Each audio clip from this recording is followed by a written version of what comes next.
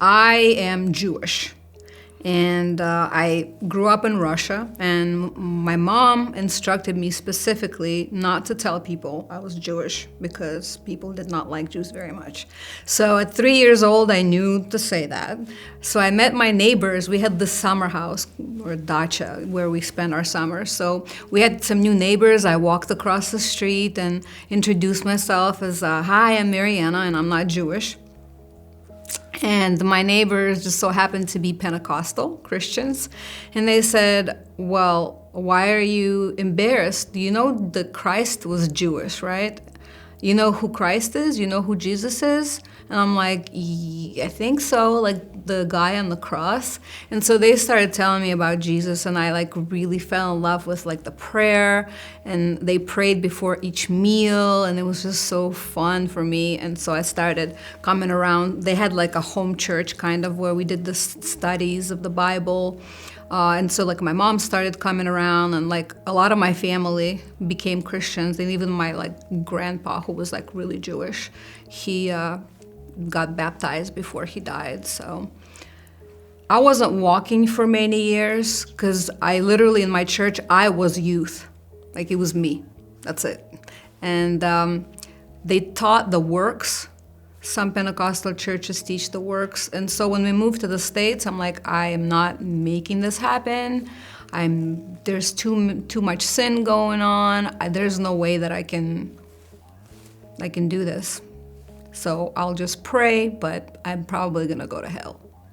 And that's kind of the mindset that I had. I kind of try to walk a little bit in Miami, which is not the easiest place, obviously. Well, I grew up in Soviet Union and in a family that was mixed in the sense that my dad was and still is an atheist, and my mom is a Christian. So at 13, they offered me a choice to get baptized. Like my mom really wanted me to go get baptized. My dad said it was a terrible idea. So the consensus was like, you 13-year-old teenager, go figure this out and decide this for yourself. Like there was no education of any kind or here's why one way or the other. So, but I felt like it was an important decision. It was an important choice and decided to go do it basically. And I got baptized into Russian Orthodox religion, but that was basically my foray into Christianity. It was an on and off thing basically.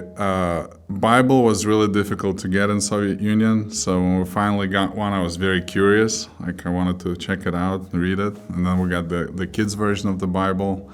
And in the 90s, basically the floodgates broke and it was all much more open and accessible. So I can't say I was really interested to pursue it back then. It was more like a dabble into something that's interesting, that might be there. But it wasn't anything really consistent. And in Russian Orthodox religion, basically, at least the way that my perception of it and the way that I was raised in it, you just go to the church, you put the candles, you pray to the icons or pray in general. It's a very quiet place. There's a lot of like spirit of reverence there. At least that was my perception. I'm giving you my 2 cents, right? Could be completely way off from the actual doctrine. But basically, that was my perception of this is why we go occasionally, and you do that, and it's very private, and we just don't talk about it afterwards. So we didn't pick the well picked us.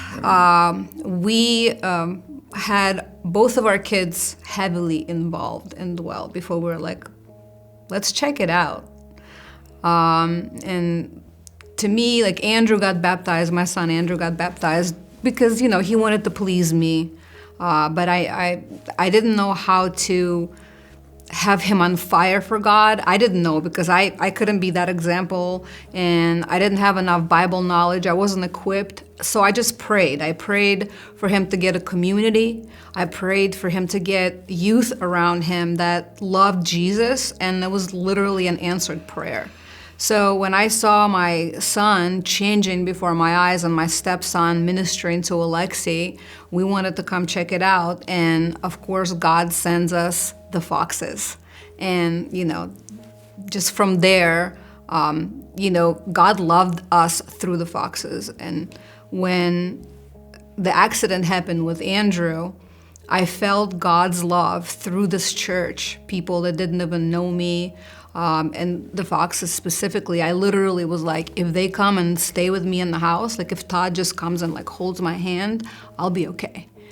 So through them, I felt God's love, and I never wanted to not walk with God. And Julie was the one that explained to me that not by your works you're saved, it's a free gift.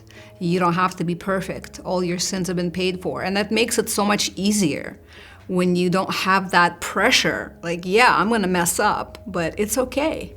And so now I'm like, walking with God is so much easier than not walking, especially in the midst of tragedy, when you're grieving, like when you're only thinking that this is it, that this earth and this world is all you have.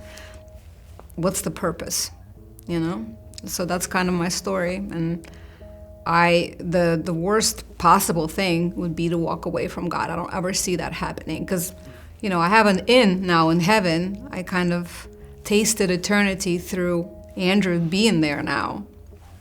And so I want him to be proud of me. And, when I'm up there, I want him to say, oh, Mom, good job.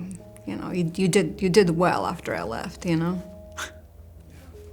You have to know that we're going to meet him in not so distant future. And that was my encouragement to Marianna. It's like, look, if we truly believe, then what is there to be sad about? He's not going to deal with a whole bunch of crap growing up. He's not going to experience a whole bunch of stuff that we need to deal with on a day-to-day basis.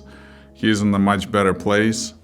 And it's wonderful, right? It's basically like, if you truly know that, then it's something to look forward to. It still sucks. So, yeah. Because I miss him, but at least we know that we can't be sad for him, because he is where we all are going to end up, and it's a much better place than here. So that kind of gets me through the day, because it's obviously pretty recent. It's going to be 2 years in December, but that's how I'm able to still experience joy. And there's no other way to do it but say yes to God, to try to serve other people, and less thinking about Marianna and how sad she feels without Andrew, and more thinking about how I can bring more people and how I can be a better servant for God in this time of the harvest. Yeah, we were on men's retreat with Tom Barnum and Todd Fox, and I saw them reading a book, Living Life Backwards, by David Gibson, which unpacks the book of Ecclesiastes.